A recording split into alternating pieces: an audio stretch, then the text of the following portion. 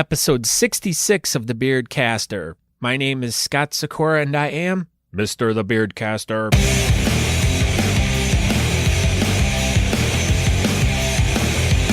Welcome to a podcast all about beards, mustaches, and the bearded culture with all the fun stuff that goes along with it. It's about the facial hair lifestyle we live, from our daily lives in the world around us to how we deal with life. So please join me, Mr. The Beardcaster, as I share the stories about these people and hear how they are using their facial hair to do great and fun things. Welcome to episode 66, which could possibly be the most epic and awesome episode of The Beardcaster to date. Yes, you did hear that proclamation by me, Scott Sakura. You can find out more information about me by going to thebeardcaster.com, where you can get hooked up to all my social media, Facebook, Instagram, Twitter. You can find me there. You can subscribe via Apple Podcasts, Spotify, iHeartRadio, Stitcher, Spotify. Did I say already? You can find me on any of those. Just do a search on there, or you can go to thebeardcaster.com and find out more information about it. But we need to start talking about today's guest because I'm super pumped about this one. This was one of those serendipitous moments in your life when you just come across the right person at the right time, when everything is just, it needed to happen. And this super awesome guest that I got hooked up to, his name's Douglas Smythe, and he's from a website which they sell a lot of shaving products, but phoenixshaving.com. You can go there. I'll have links to everything in the show notes. This guy, he's done it all. He's been a podcaster, a blogger, shaver. He's, as I call him, a perfumologist. She kind of laughed at that, but what he does is he sells all different types of shaving materials, from different razors, aftershaves, soaps, blades, everything, anything you could possibly need. And he also caters to beards too. He has some really great beard oils, mustache waxes. He's got it all. This website has so much stuff. It'll blow your mind. Check it out, phoenixshaving.com. And so anyways, him and I talked about pretty much the art of shaving, and I felt as stupid as could be because I've been apparently doing it wrong my whole life. And it was just a fantastic learning experience. He has such a great story. He's such a great interview. Thank you, Doug, for taking the time out to do this interview with me. But, you know, like I said, just listen, check it out for yourself, make your own opinions about it. But he sent me some of his products, and by far some of the best stuff I have yet tried. The smells are fantastic.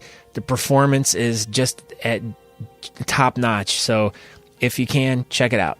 Let's see. Where else do I need to go now? Oh, I'd like to thank, I got a really awesome email the other day after I released the last episode from a gentleman named Luke from Michigan who works third shift. And he sent a very nice little note to me about, you know, how much he really liked he liked the podcast and really found it entertaining, and he's working his way through the catalog. He works third shift, and he just finds it really entertaining. It was a really uplifting message. So if anyone else wants to send a nice message, they can email me, scott@thebeardcaster.com. But he gave me a couple suggestions for a couple future episodes, which I would love to tackle his ideas. So look for these in the coming months, and I'll let you know. Luke, thank you once again for that really kind note, and keep on listening. There's many more great episodes for you to check out. You're about halfway through the catalog. So and then the next thing I wanted to bring up was my Patreon page. Now, I brought this up on the last episode, and since then I had a really nice patron, as we call them, on the Patreon page. But it's pretty much it's a fan donation. If you're into the show and you want to, you know, make a small donation towards the show so you can help me cover my costs or help me do this or that with the show, it's all show related. You can sign up and donate as little as $1 a month or however much you want. Doesn't matter. You don't even need to do it. But I would like to thank Andrew Matson. Andrew Matson. He donated this month. He has become my newest Patreon, so I wanted to give a shout out to him. And I don't know if anyone knows who he is. He's a newcomer. He's only been bearding for the past, or goateeing, I'll throw that in there, for the past 7 or 8 months. And we've that other guy whose name I don't use, and I have kind of taken him under our wing, and we're trying to guide him into the light of being a world-class goateer. So, but thank you, Andrew, for that, and your donations will be helping me get to places and paying for the things that I need to pay for to do this podcast. So if anyone else is interested, they can go to patreon.com/thebeardcaster and help me out. But once again, like I said, you don't have to do it. It's if you get value out of my podcast and you enjoy it and you can't wait every week to get the next episode, that's the person I'm looking for. But like I said, don't feel obligated. It's all up to you. If you want to do it, you can. If not, the podcast is going to be free. So take it if you will, whatever. So let's just dive right into this episode with Douglas Smythe. Enjoy it. Take away lots of information from this. You guys are going to get a lot of information. So make sure you listen twice, listen 3 times. Listen to this. There's so much good information in here. So I guess I will talk to you on the backside. We can discuss and action. That's me right there. Yeah, you got the killer beard, man. That's your beard tank is full. I know. Well, it's actually, I totally forgot too that, cause I just hit my 9th birthday on March 1st. Nice. So March 1st of 2009 was when I shaved it off completely. And then now I'm back to but I had originally started growing it like, I'm trying to even think. It was like 2001 or something when I first started growing. So and then I let it go. And then back then they didn't have shit to take care of your beard with. Oh, they did, but you just didn't dig for it. I didn't. Yeah. But I didn't know any guys that were doing beards and stuff. I mean, I live in a small town, so it was like I was like the guy that got stared at and pointed at all the time. Oh yeah. Oh, they thought you were homeless. Yeah. Yeah. So I didn't know how to take care of it right, and so it just sucked after about 5 or 6 years, and I just cut it off. And I'm like, I'm going to start it over, and I'm just going to try to take care of it better. And then it was like, all of a sudden, like all this stuff like rained upon me. It was like beard oils and soaps, and I'm like, holy crap, what is all this stuff? Yeah, there's a lot. It's fucking crazy. Yeah, it's like everyone and their grandmother is making beard oil now. It's really crazy. I know. My wife tried it for like about a week, and then she gave up.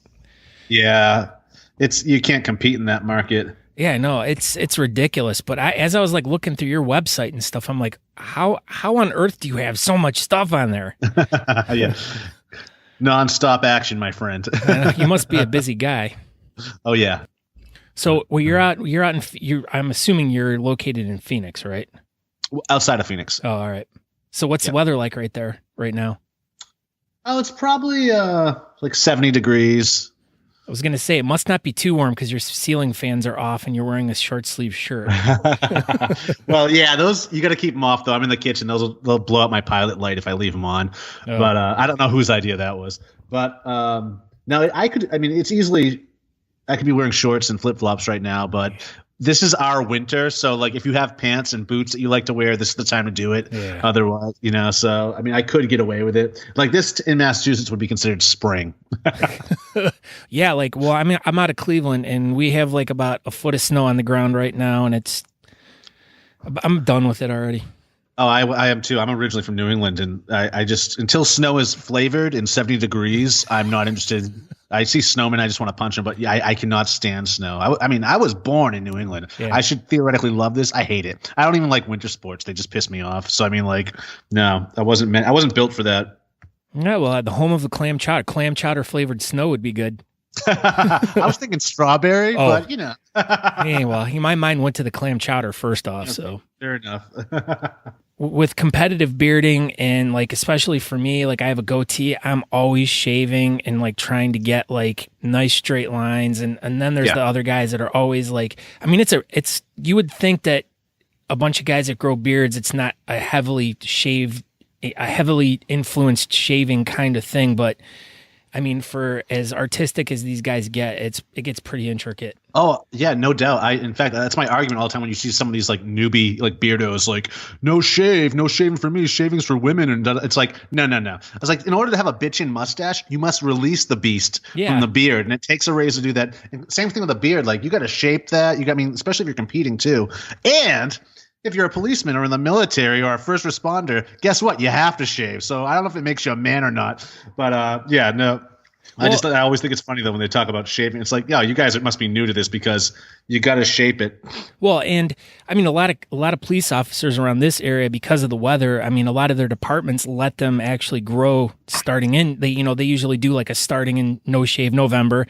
And they'll raise money for charity, so they'll buy in to be able to grow. That's cool. That's cool. They don't do that around here. Yeah, so departments will, like, if you're an officer and you want to participate, you donate like $25 a week or whatever to let your beard grow, and they'll let it grow up until April and stuff, and then they take all that money and they donate it to a charity. So very cool. Very cool. Yeah, so I mean that's one cool thing about that. But yeah, I don't prescribe to the no shave November bullshit. I mean, obviously with your style too, you've been a trooper for many years.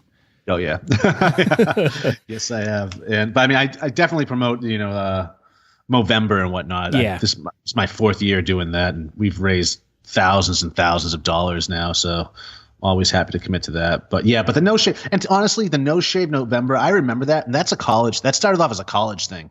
It was only college kids doing that. And then it turned to like, now people are confusing that for Movember. Yeah. Or people talk about it like it's the same thing, and it's not, Okay, today I'm joined with Douglas Smythe of the Phoenix Shaving, or explain a little bit more about what you do. Because I don't know exactly technically the name, because it's like, as I look at all your websites and all your social media and stuff, it's like each thing kind of has like a different little change of what exactly it is. So why don't you explain to me exactly who you are, where you're from, and what exactly you do.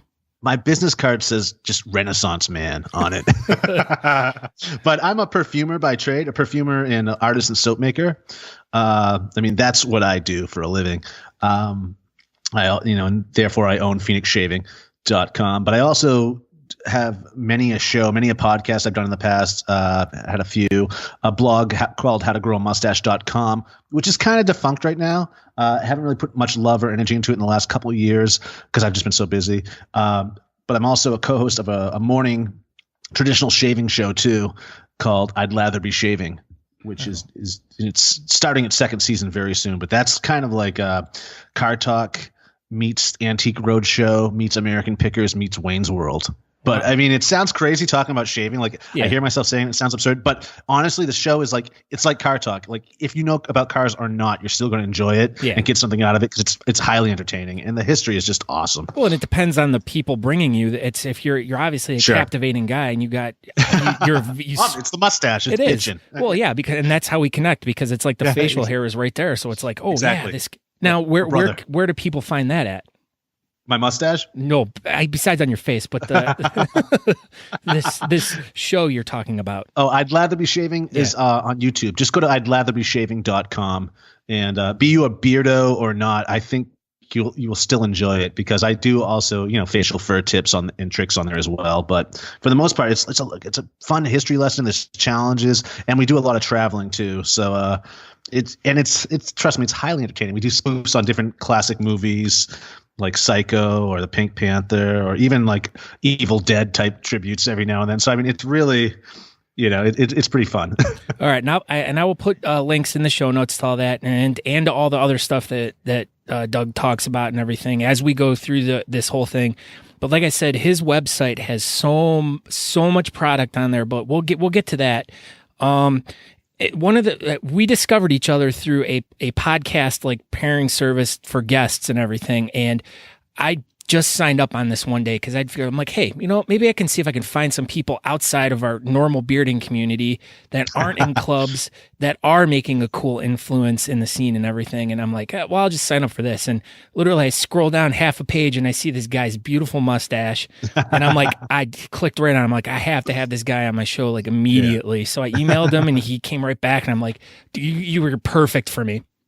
So yeah, that's rare. It was a good fit. I know. And, so as I was we've been kind of talking a little bit, I was trying to explain to him like how, in the competitive bearding world or the bearding scene like we're in, where we have a lot of guys that are competing and doing all these intricate facial hairstyles, goatees, chops, partial beards, whalers, all this stuff. There are guys that are shaving parts of their beard off, and they need to, have proper, either proper direction, proper maintenance, proper care, proper products to be able to keep them at their top level of competing or looking good all the time. So that's why I figured he would be a great guest to have on the show, because he has all those tips for us. He has all the different, he can get us all the different information that we would need to continue to look as good as we can. Now, one of the things that I caught right off the bat was this wet shaving technique. Now, I'm a traditional, as I'm sure most kids out there, like when I first started, the first time I ever shaved was with a Norelco micro screen. Oh God, an electric razor. Yeah. And that was my grandfather. He did it. He had it. So he's like, he just handed it to me, and he just said, go to town. He didn't even show me how to use it. Oh man, that'll pull hair right out of your face when I get, I hate those. Yeah. And then my dad was a Bic guy, the single blade Bic. And so of course I used that, and I about hacked my Adam's apple out and everything. So I went back to the electric razor right off the bat, and found that when I was shaving my neck, I was getting all these like really bad bumps, and it just burned and hurt all the time. And what was happening was I didn't realize that your hair actually grows in certain patterns. And if you shave it certain ways, it's going to start growing back into your skin, causing major irritation. Yeah. Now, the beard area especially. Yeah. And so I learned that I needed to start using a regular razor to shave my neck to get proper, so I wouldn't get that ingrown hair, and so I'd get the best. I mean, it's never ever 100% completely smooth, but I'd rather have that than the irritation on my neck. But I can get you there. Oh, you can. Now, Now, as I went a few steps further, but I'm going to take a step back here. But as I asked you, wet shaving, what exactly is this thing I've never heard of before? Okay, yeah, it is kind of a confusing term. And we just call it that to kind of like differentiate it from just everyday shaving. Oh.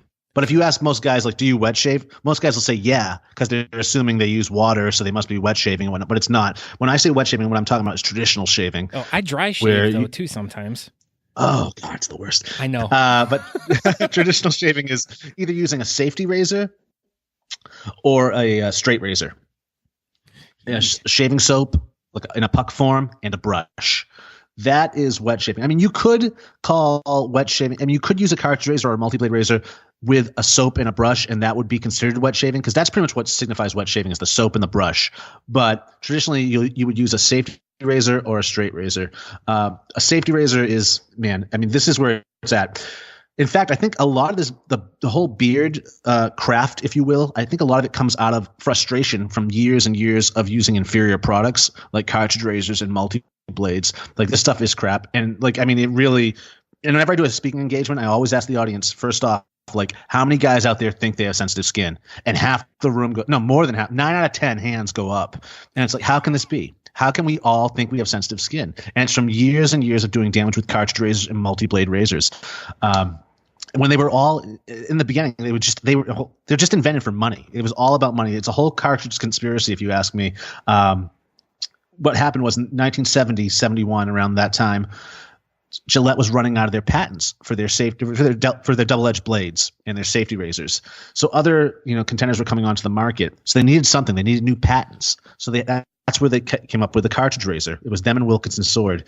But they had enough patents on these new ones to hold them off for the next 10 years. So they went from like overnight $1 million company to a multi-billion-dollar company with these new patents on these new types of razors. But that's what was inspiring them, was the money and holding on to patents. Had nothing to do with a better shave, because as you know, the first blade cuts, second blade pulls it up higher, third blade cuts, fourth blade pulls that hair up higher. So by the time you're done with all those different multi-blades, that hair drops down below the skin where it's asking to be ingrown. You're asking for razor burn due to the fact that every time you drag one blade across your face, you're taking off a layer of skin. Now you're dragging more than one at the same time. So you're going to get razor burn, you're going to get bumps, you're going to get ingrown hairs. And none of these things existed before 1971 or 1970, before cartridge razors came onto the playing field. There was no products for bumps, for burns, for ingrown hairs, because they didn't exist. Double-edged razors and straight razors will not give you those things. Dude, you're totally bumming me out. You're making me feel guilty.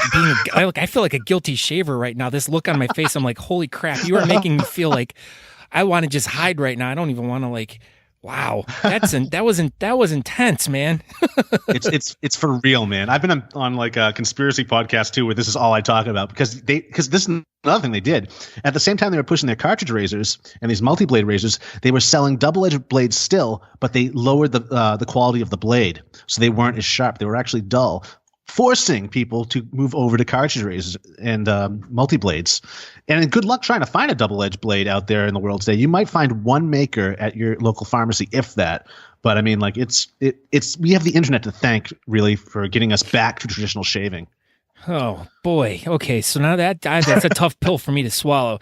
Now I will admit I am a multi-blade cartridge user, but that is only because I shave my head. And those work really good on that for me, I've discovered, but I've never tried a single edge blade on my head. Yeah, a double-edged safety razor will do wonders on your head. So will a straight razor, but you can definitely do a safety razor for sure.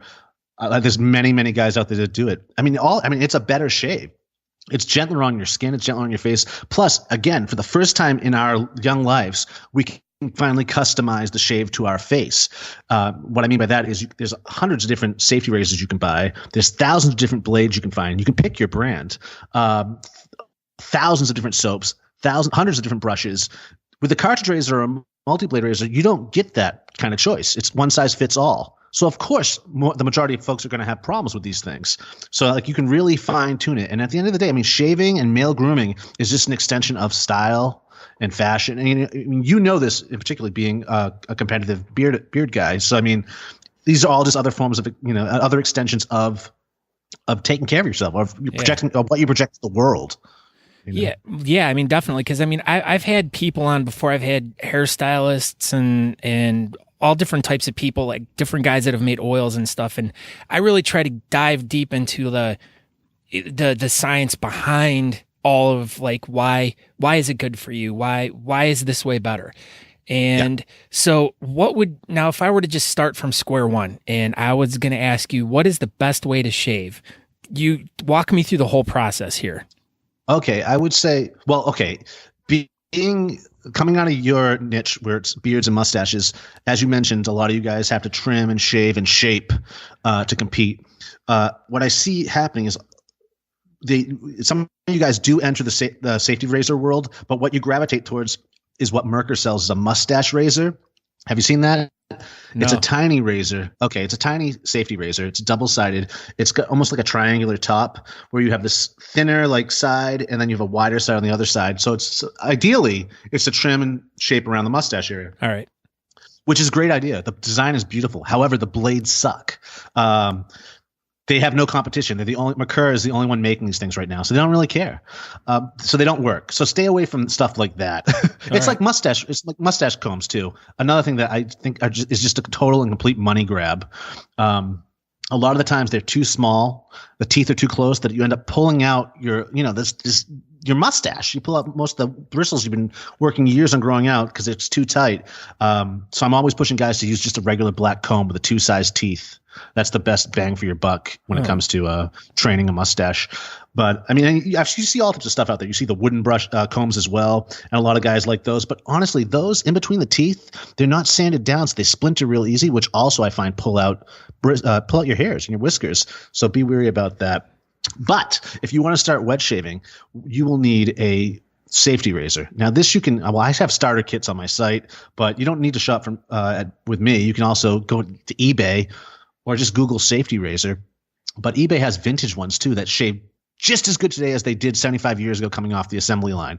I mean, these things were built to last. They're heirloom pieces. You can pass this down to your son. I mean, they are metal. They're made out of all different types of metals, but it's going to last forever. Would you frown upon people buying razors on Craigslist that are used? Well, the thing is, the razor's just the home for the blade. I'm talking blades too. Oh, well, you wouldn't buy used blades. Oh, okay. So yeah, I mean, a double-edged blade is well, that's a fine example there. A double-edged blade is much like a cartridge. You buy these individually, but whereas cartridges cost $20 to $28 for just 4 cartridge replacements nowadays. Okay, double-edged blades, 100 of them cost anywhere between $9 and $15. If that gives you an idea of what we're dealing with here. So it's not only is it good for your face, it's good for your wallet. Oh, absolutely. Yeah. So you need to, but I wouldn't jump to buying 100 DE blades right away if you're just starting. I would get a sampler pack, which I also sell on my site, but you can also get them on Amazon. But a sample DE or double-edged blade pack, and find your brand, the brand that works for your face. Because I'm telling you, each blade feels different on your skin. It's going to change it. You know, everyone's hair thickness is different. Everyone's skin type is different. So you need to find a blade that works for you on your face. So you get a sampler pack of blades. You pick up a safety razor. You get a brush, a shaving brush. There's all different types out there. There's boa, badger, horse. I mean, there's just crazy amounts of different hairs combinations out there. And there's synthetic, which I prefer. And I love synthetic brushes because they travel really well. You don't have to baby them. You don't have to worry about them like drying and whatnot. If you're, going from place to place, you need to throw it back in your dop kit really fast. And they also feel really natural today. It's a very competitive field, the synthetic shaving brush world. So they're always getting better and better. They're not like they were 50 years ago, which look like fiber optic brushes that feel like fishing line on your face. So you pick that up in a puck of soap and you're good to go. And what you would be doing is loading the brush. Well, you wet the soap first under hot water. You let it sit, a little bit of hot water sit on top of the soap, about 5 minutes, maybe hot. Take a shower while this is doing that. I call this blooming. It just heats up the soap and it releases the essential oils that are used to, fragrance the soap or add fragrance to the soap. And then, dump out the water that's on top of the soap, wet the brush, and then load it on the puck, which is just spinning around on top of the puck for a little bit. Maybe 30 seconds. And then you can either move the brush over into a mug or onto your face to create lather. I'm a face latherer. I'm also a scuttle latherer too, but we can get to that later. That sounds funny. Yeah, right. But you just build a lather on your face, adding water when needed. And then you would do your first pass, typically with the grain. And then once that's done, rinse and repeat. Lather back up, and then you would do a cross the grain pass. And then rinse, add more lather if you need to do another pass. Now you're going 3 passes, and you can go against the grain if you so choose to. And against the grain, as you mentioned before, is going to be different for everybody because the different swirly patterns in our neck, you have to figure out which way it is growing so you know that you're hitting it against the grain. Yeah. And this, again, I mean, people typically frown upon that, but that's because of cartridge razors. Like, you don't want to go against the grain with cartridge razors because it cuts it way too short. With a traditional safety razor, you're not going to have a problem there.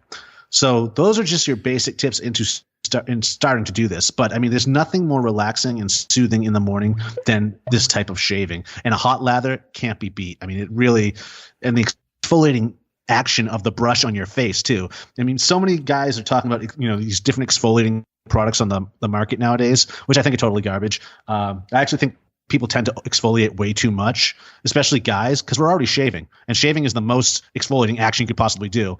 But if you lighten it up, throw away some of these products and just use a shaving brush, that's the right kind of stimulating action you want on your face when it comes to exfoliation. And so that's that. I mean, it's a really soothing process, really meditative. It's almost like green tea ceremony, the kind of state you get in when you're doing this. And it's a great way to start the day. It really sets the pace for you. Oh, see, now that's probably why my day starts off so bad, because I'm taking that bar of lava soap and I'm like rubbing it all over my cheeks and neck and everything. And all that pumice. It throws your skin out of whack. It throws your skin. It throws it out of balance, and it takes away the natural oils when you over exfoliate. You really got to let your skin chill out for a couple days, and gain equilibrium again before you start doing that. But yeah, people will over their forehead, all that stuff. Like, there's no need for that. Now, you're talking the soap, the shaving soap pucks. Now, why do they sell shaving cream? What's the difference between that type of soap and like a traditional out of the can shaving cream like Grandpa used to use? Well, yeah, there's that. I would stay away from goo in the can, because before that, Grandpa was using a soap puck and a brush, and then the war came.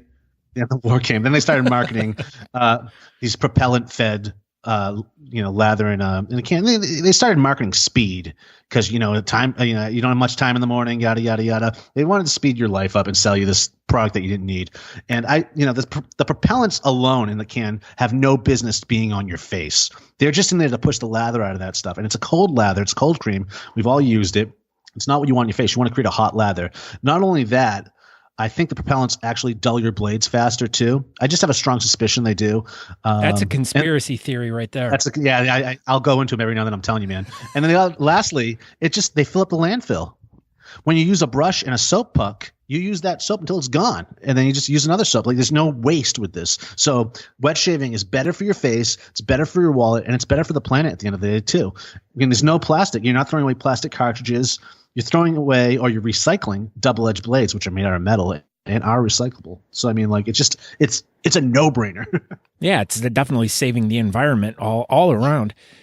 Now, how did you get started getting into, like, where did this interest come from, and then you just decided to dive like head first into, like, I mean, you're so extremely knowledgeable. Like I said, you're making me feel like guilty for like I've shaved wrong my whole entire life.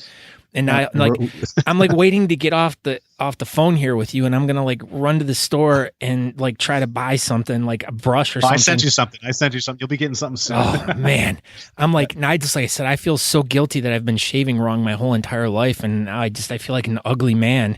And it's like, no. We were all sold a lie. We were all sold a lie. It's true. I mean, we really were. I mean, they were, and this is just one example of how major corporations have been screwing us for such a long time. But this one is like, and that's it. That's how I get us. That stuff gets me off. I'm kind of punk rock in that regard, where I have to go against what they're typically pushing on us. But I grew up watching my dad shave traditionally on the weekends when he was home from work, and he would set up a little stepping stool next to the sink. I'd stand on that and watch him, or he'd give me his extra razor without the blade in it. Yeah. And he'd lather me up, and he would be showing me how to do it and whatnot. And so that's really good. Just like, I just remember my dad doing it. I remember the smells. Remember the barbershop smell when you were a little kid too? Like that stuff it's so nostalgic. It's so masculine, and it takes you back to this place. And we're at this point in history. I'm with that with like Old Spice. Like that is like, oh yeah, that is like my childhood. My grandfather, my dad. I wore that. Like, I mean, I still try. I throw it on every now and then till my wife punches me and tells me to take it off. She doesn't want to be like making out with my dad.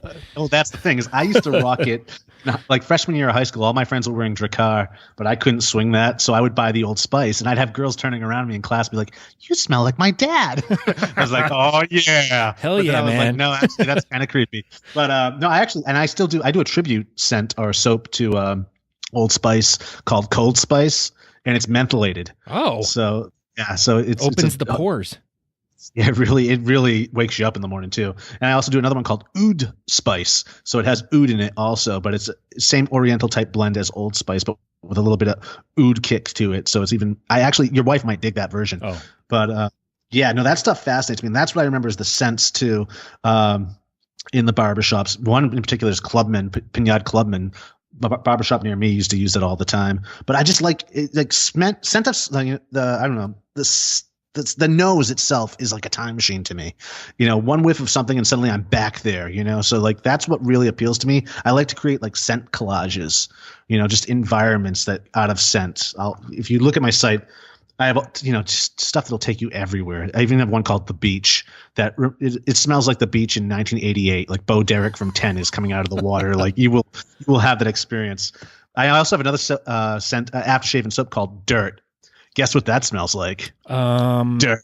Oh, I was gonna say Alice in Chains. You captured the Alice or the essence of Seattle grunge. Yeah, exactly. It smells like spent needles, but no, it smells exactly like clean, if that makes sense, potting soil, but like dirt. Like, and people love that, So I mean, there's a scent for everything out there. That's another thing that pulls people into this hobby is just all the different places you can go with the scents. It's magical. It's like beard oil, actually. I mean, you're doing that with beard oil, and you're doing it with the vaping too. You see that happening. It's the same thing. You can customize that. You can get that scent you want in shaving as well. Well, yeah. I mean, and I'll tell you this, like for all the years, and everyone that's listened to my show knows that I've had this issue where I've tried hundreds of different beard oils, and my body obviously has this like weird reaction to it. And I don't know if it's something to do with my personal chemistry, but I'll put it on, and within a matter of, I don't know, an hour, it starts smelling like used cooking oil almost. Oh, that happens with beard oil. I'll tell you why. Well, hold on. I'm going to give you a good plug here.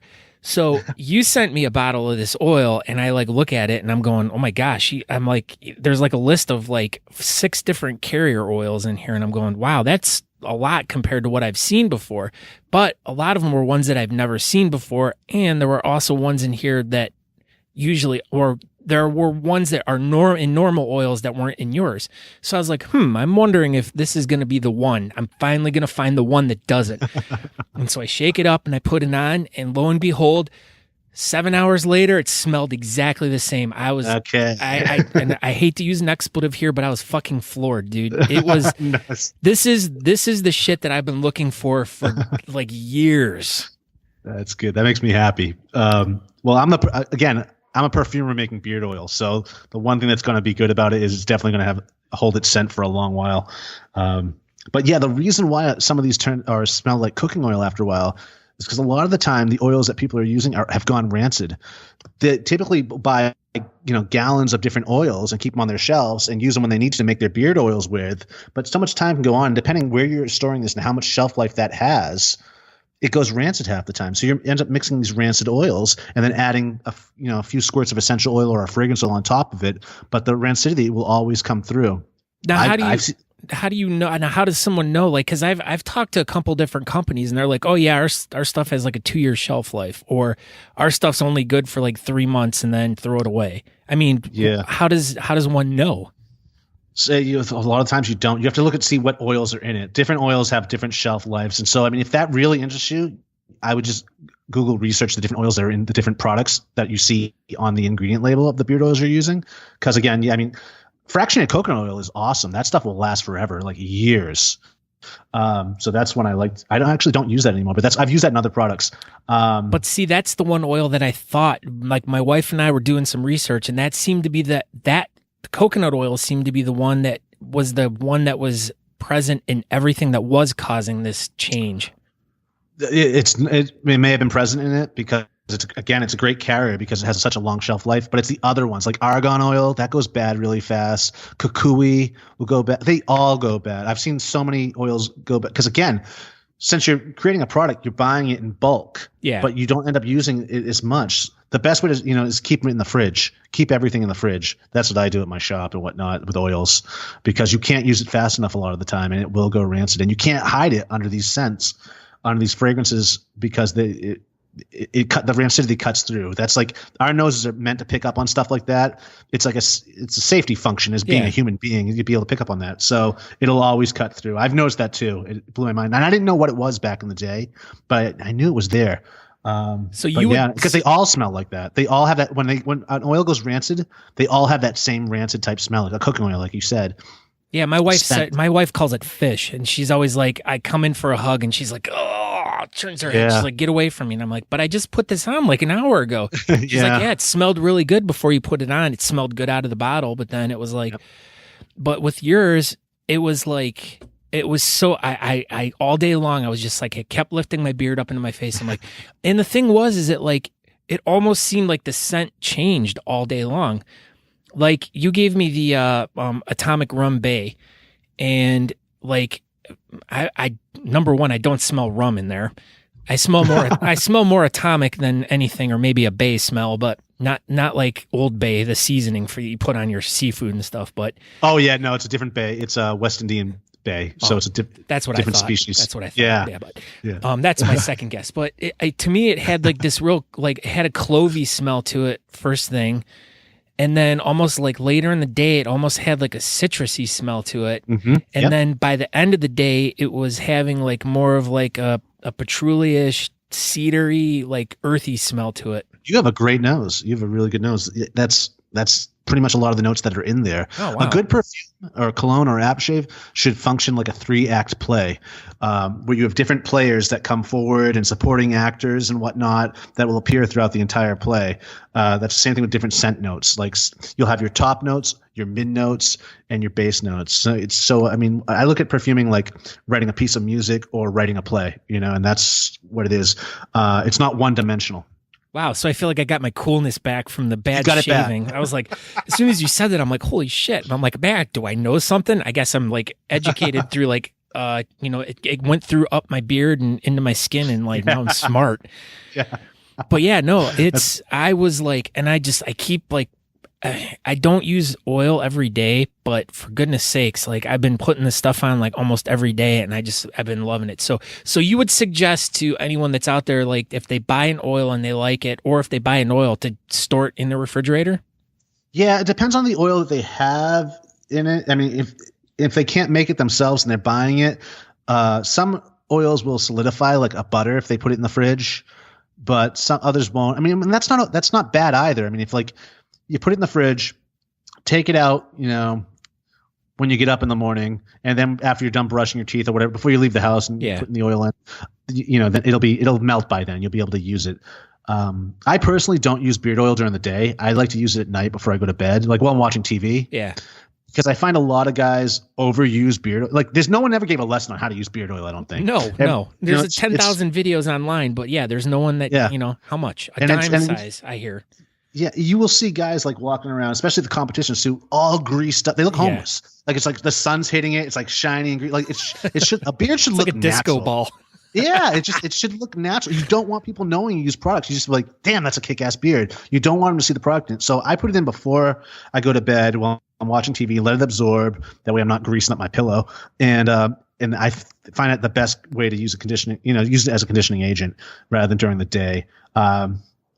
During the day I would use wax in my mustache, but that's about it. I don't get crazy with the mustache either.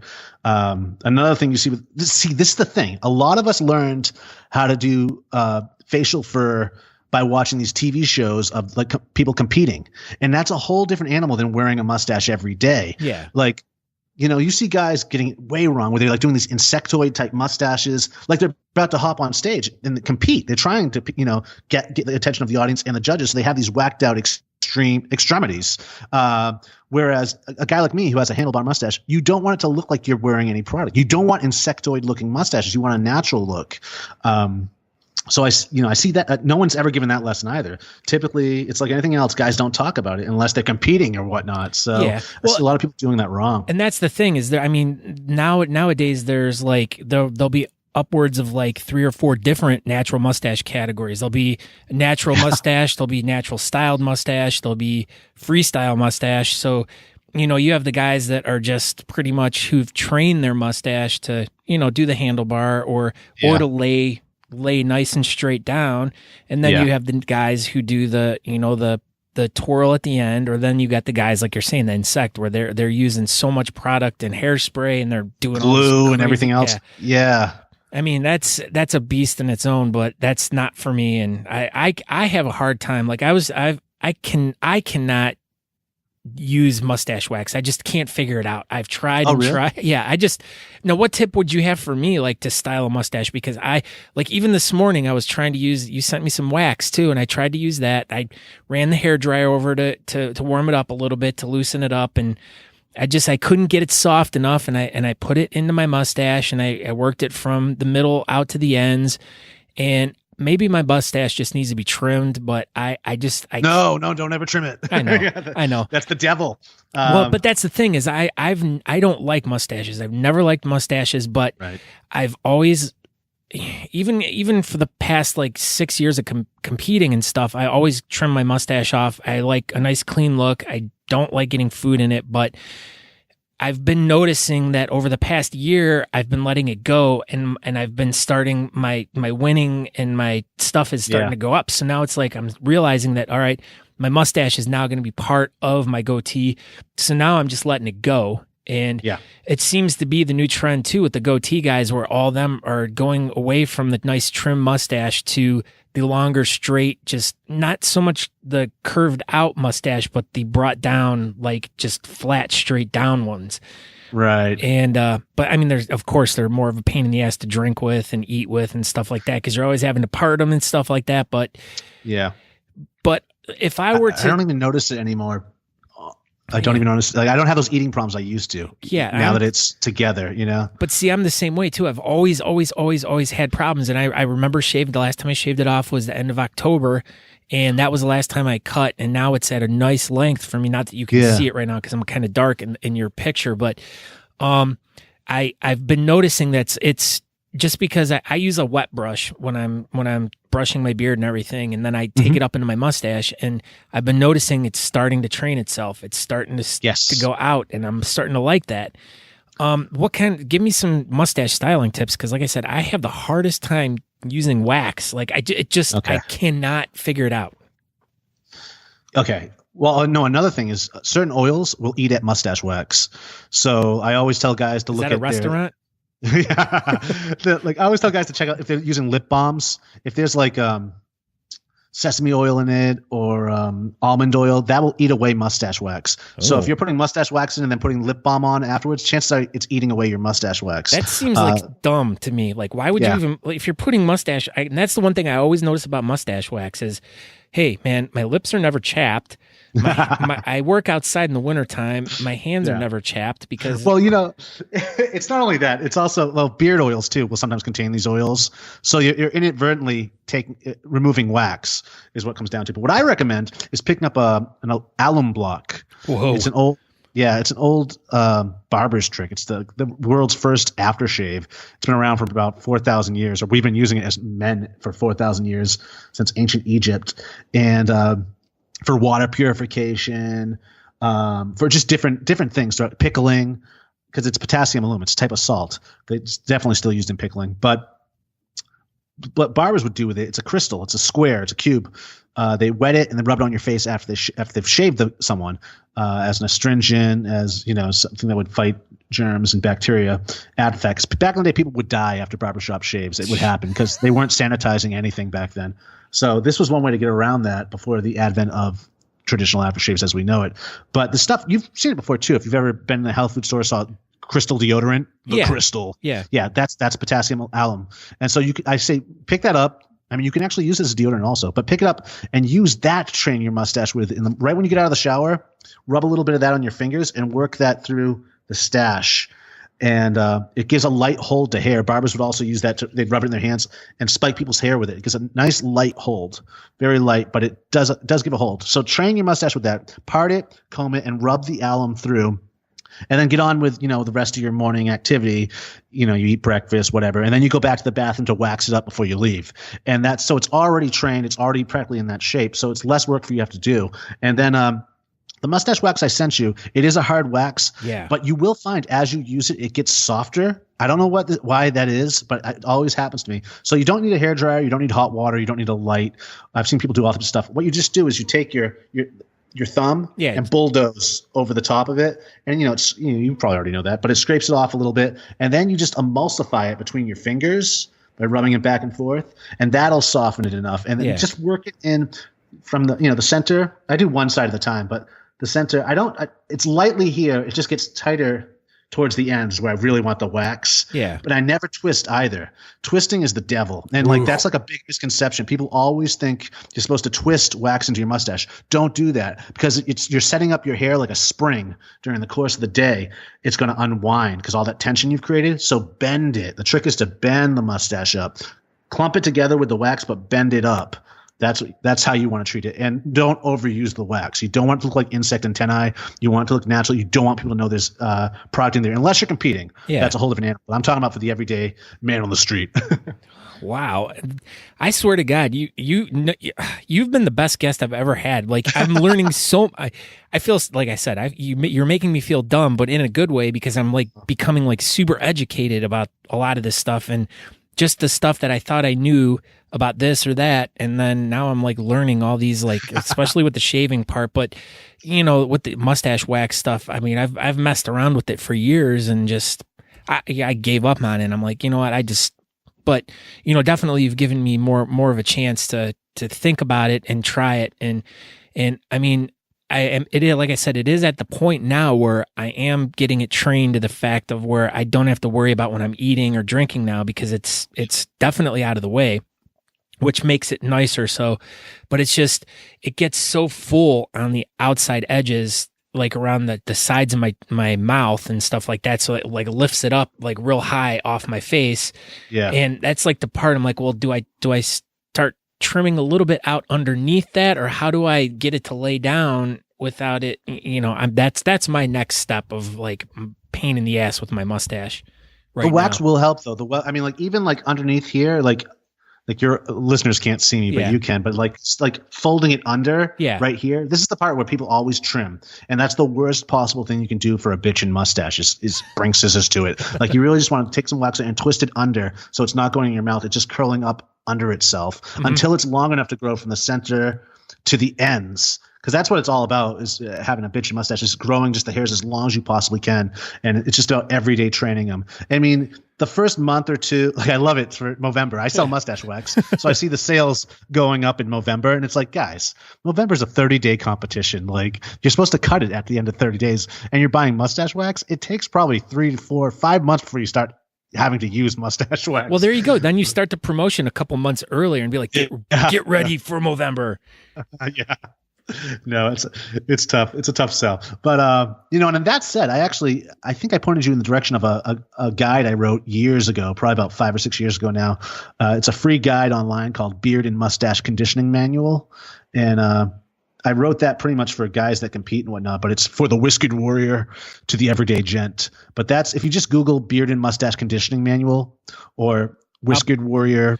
And I'll put a link. Guide. I'll put a link to show notes too. But yeah, that is loaded with like different recipes for beard oils and all them types of stuff, supplements to take, especially if you're competing. I think it'll give you anyways a little bit of advantage over the others. I mean, at the end of the day, it's all about genetics, but there are some tricks that will give you a little bit of an advantage when it comes to supplementing and dietary stuff that's going to affect the way your protein-based filaments leave your face. Jeez, you sound like a car salesman right there for a second. I know, right?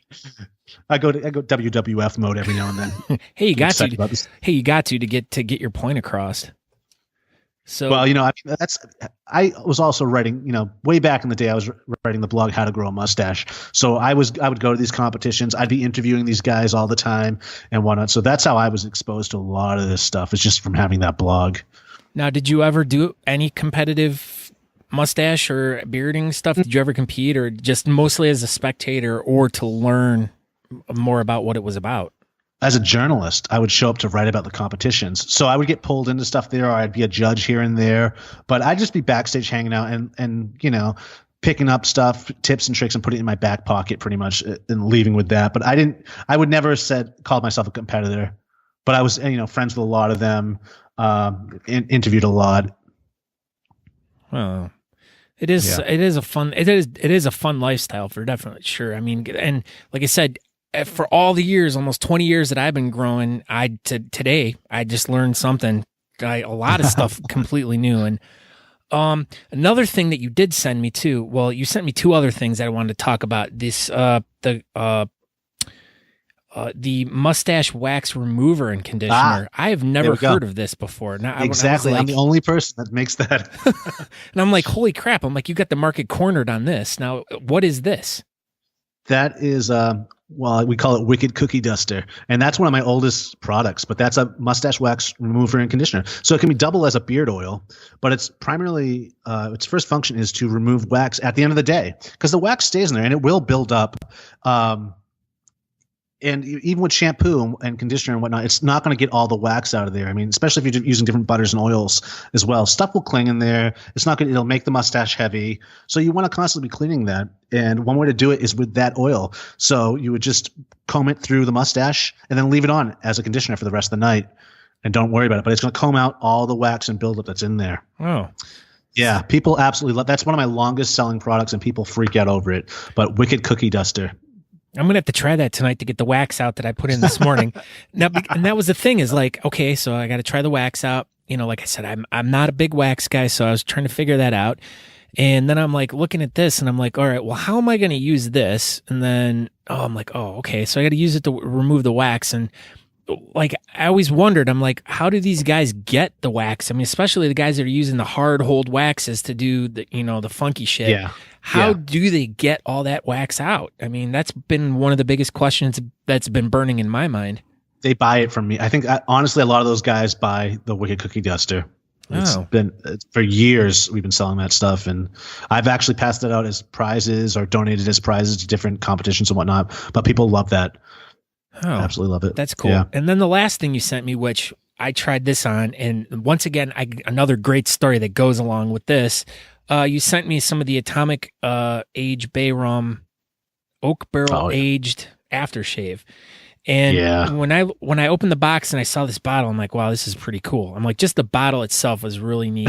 And I was like, wait a minute, did he send me a bottle of like booze or something? And I'm like, whiskey. And I'm like reading the back and I'm like, oh, it's aftershave. So I'm like, I splashed some of this on. I one morning I'd get up, I shave my head, shave my face, put this stuff on, and I go out to Staples to mail some stuff. And I had 2 women come up to me and go, my God, what are you wearing? You smell so good.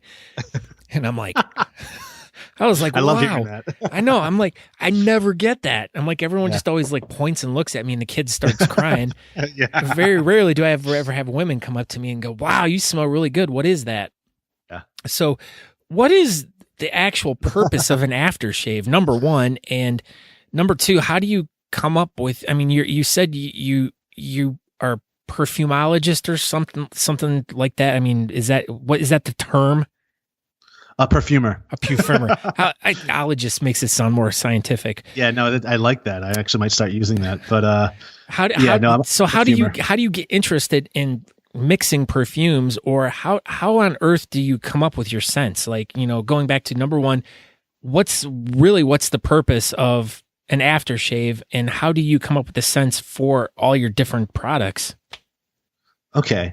Well, an aftershave, the original intention for aftershave wasn't about scent. Scent is purely like a new thing. It's secondary. The primary goal when using an aftershave was as an antiseptic, because again, back in the day, barbers weren't sterilizing stuff. They were using the same brush on everybody, the same razor. They were just rubbing it, cleaning it off with a rag and shaving the next guy. So people would leave with, just different things on their face, and you had to use an antiseptic. You had to splash them with alcohol. So they were typically alcohol based with a light scent. And so historically, the scent of an aftershave would probably last 20 minutes, nothing over an hour. What I do is I've created something I call aftershave / cologne. It's a 2-in-1. Mm-hmm. It has all the face saving ingredients of an aftershave, but with the all day staying power of like Barry White. You'll 8 hours later, 10 hours later, you'll still smell that scent. So you don't need to use a cologne. Plus, you don't have to worry about clashing a cologne with an aftershave anyways if it's 2-in-1. So that's what I do differently with mine. How I got started with that, actually the first scent I ever created, the first perfume, perfume I created I was about 8 or 9 with my chemistry set. And my mom still has it to this day. I don't know what that says about the quality of it, but that was the first one I ever.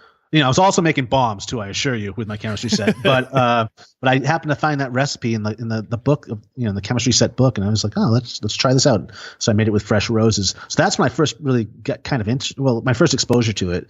But when it comes to scent creation, I just I look at scents. I collect essential oils and fragrance oils and look at them as like different colors on a palette, like a painter's palette. And that sounds so freaking pretentious when I say it out loud, but that's pretty much what I'm doing. I'm trying to paint an experience with smell, which is the strongest scent in the body. I mean, like nothing competes with your sense of smell. So, I mean, I'll wake up in the morning with something in my mind and I'll have it made by the end of the day. Or at least have a good idea of what it's going to smell like. Typically, when you blend oils, fragrance oils, or essential oils, you won't really know what the final product is going to smell like till like days later. It needs to sit with each other. Mm-hmm. The blend does. It needs to mature for at least a week before you really get what you're going for. So that you have to do like a few different batches and hope that one of them nails what you're trying to do. Yeah. So it's a lot of trial and error. It's a lot of, chemistry. I also do distilling too, where I distill my own essential oils out of biomass or different, plants and whatnot in hydrosols. Jeez, man, you're high tech over there. I'm really into it. You're like, I hope you said you're out in Arizona. You must be like out in the middle of the desert on this testing ground, like Area 51. Yeah. Actually, it's probably Area 49. Yeah.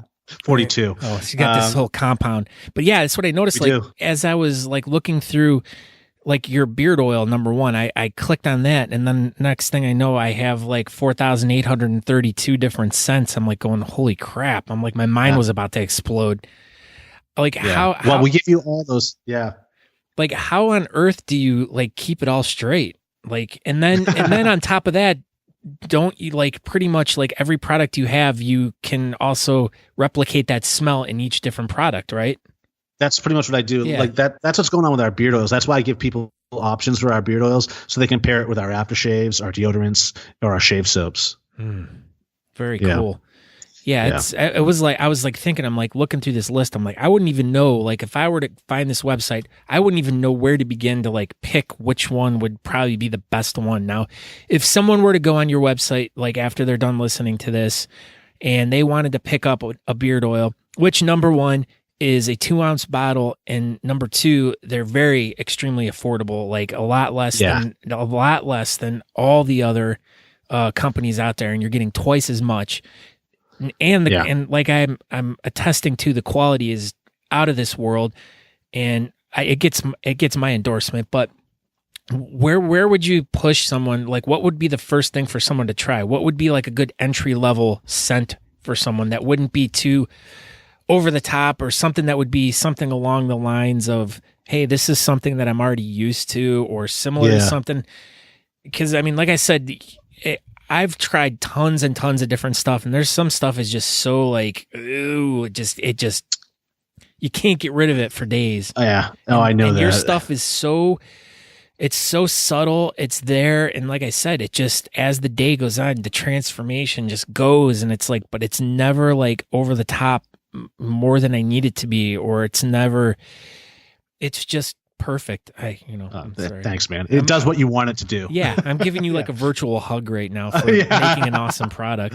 No, I appreciate it. And the thing is like, I'm not a bullshitter guy. Like if I don't like your product, I will tell you. And I know a lot of guys that, send me stuff and they want me to review things. And I'm like, I don't review stuff. I don't like reviewing stuff because 95% of the time I don't like it. Right. And 5% of the time it's like, I fucking love it, And then there's that 1% where it just like hits it out of the park, and you're like, holy crap. And this is that 1% where it's just like, and I'm not trying to like do an infomercial here, because it just literally, when I open this stuff up, and it was never intended for you and I to get together to do like a product review or anything.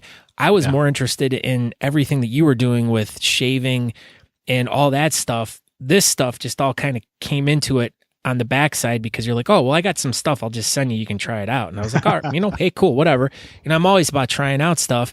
And I got it. And I was just absolutely floored with all of this stuff. And well, except for the cookie duster stuff. I haven't tried that yet. I got to do that tonight. So I'll let you all know when I'm doing my tail out on this show. But just, I'm not going to bullshit people about the quality of something just to try to help someone sell something or something like that. But I hands down, you guys have, or you, not that there's more than one of you there, as I say, guys. Well, there is. I do have a partner. So my girlfriend Fran is also part of the pro. Yeah. So okay, there's.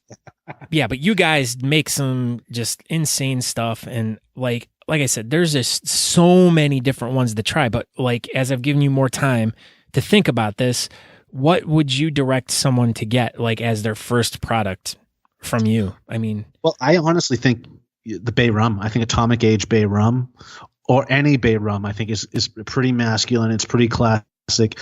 I was a Bay Rum guy for like, this is why I feel my Atomic Age Bay Rum is the best one out there, because I was the Bay Rum guy. Like people would know I was on the scene at work before they even saw me, because they'd smell me. Like that was my signature scent. I loved all the different Bay Rums out there I would collect. I was just like a connoisseur of Bay Rum. And I just think it's really user friendly, if you will. I think it's almost like as you mentioned, it's clovey, even though mine doesn't contain any clove, but West Indian Bay is related to the clove. So that's typically where you get that clove scent from, but it's almost like a chai tea or a Christmas type smell. It's spicy, it's rum, it's cinnamony. It's very masculine. So I think a lot of guys will immediately like that will resonate with them. But then I have other scents too. Like, I mean, if you are an Old Spice guy, I'm telling you, like Oud Spice is very good. Sangre de Drago is another one I have, and that is dragon's blood, sandalwood, and oud. They're also really masculine. Another one, Black Bot. If you're a musky guy, if you're into musk, Black Bot is like it's a classic. It's actually a play on a very classic musk from the 60s by the same company that did High Karate. They also did this one called Black Belt. And so I was like, I got to redo that because it's just magic in a bottle. You can't find it anywhere anymore. You really can't find it anywhere. So I was like, I need to recreate that. So I did my best to recreate this homage to it. And actually, let me find – I have a bottle of it right over here. This is the original. Hold on for one second. All right, yeah.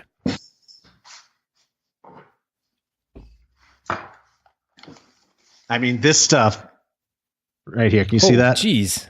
Looks like a little bourbon bottle or like a brandy bottle or something. It's Black Belt, and it's freaking awesome. I mean, they should have put more money advertising this than High Karate.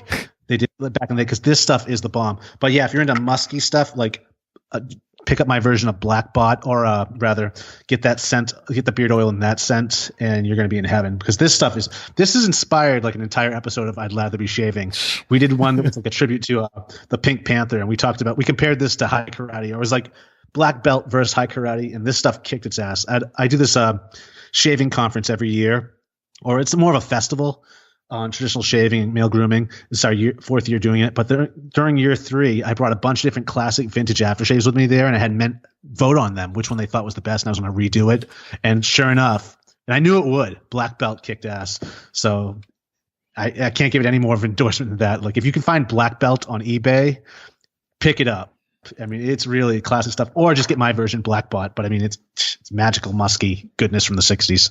Now, this shaving event that you were talking about, we'll wrap this up, but you brought this up and I had this written down as the Big Shave East Wet Shaving Event, which is June 30th, 2018. Where's that at? Okay, that's in Fort Lauderdale. That's in Florida.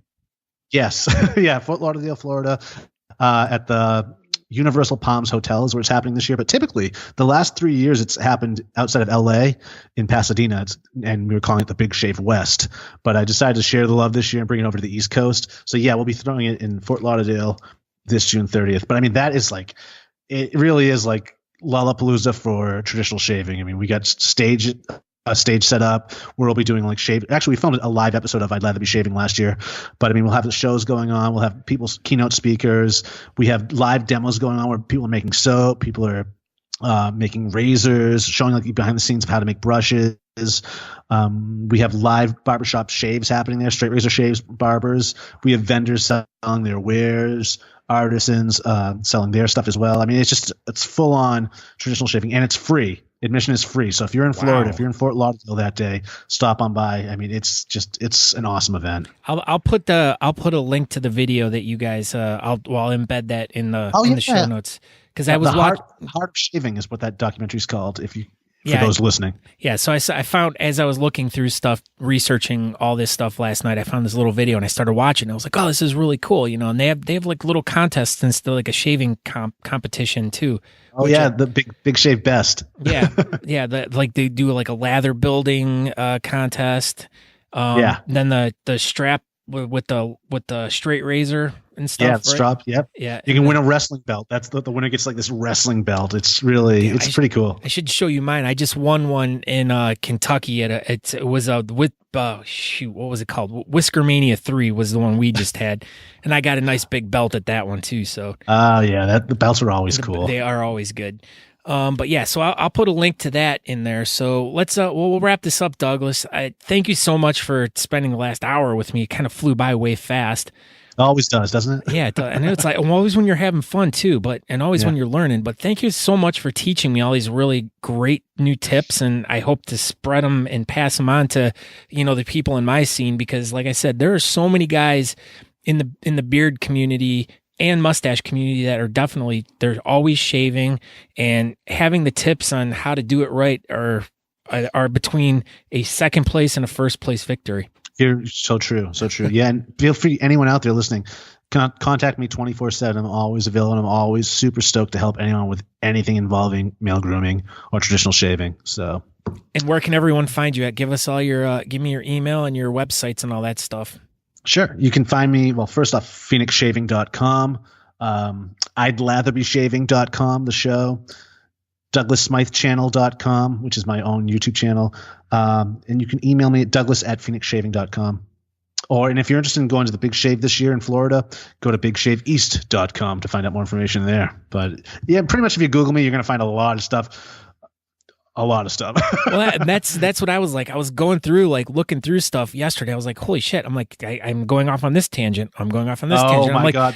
You see the trolls? I get trolled like nobody's business too. It's really tough. But then it's like I said at the beginning, I'm like, I don't know how to actually present you, because it's like you're kind of branded in so many different ways. And it's like, what exactly do you do? I am the brand. Well, Douglas Smythe is the brand. I mean, at the end of the day, like, Douglas Smythe isn't even my real name. It's my stage name. It's my pen name that I use. So like, that's it. That's Douglas Smythe right there. I mean, it's a captain's hat, a mustache, and a pipe typically is like how I sell myself, like Ronald McDonald almost. Oh, but you're not a clown though. No, I'm a mime. You talk too much though. I know. I never got it. So you got the movements down well. So, but all right. So Douglas, thank you so very much. I wish you the best success with everything you're doing. And hopefully one of these days we cross paths out on the open road. Oh yeah, for sure. Definitely. Awesome, Scott. And enjoy the gear, man. And I get a safety razor coming your way. So thanks for having me. And thanks for everyone listening. It's been awesome. All right. Thanks a lot, buddy. Have a great night. Ciao. And cut. Douglas, thank you once again. Like I said, I just feel like I just need to like go back to man school or something, like just to learn how to properly do things. And I went back and I was watching a bunch of your shaving videos on YouTube, which I'll put a link to.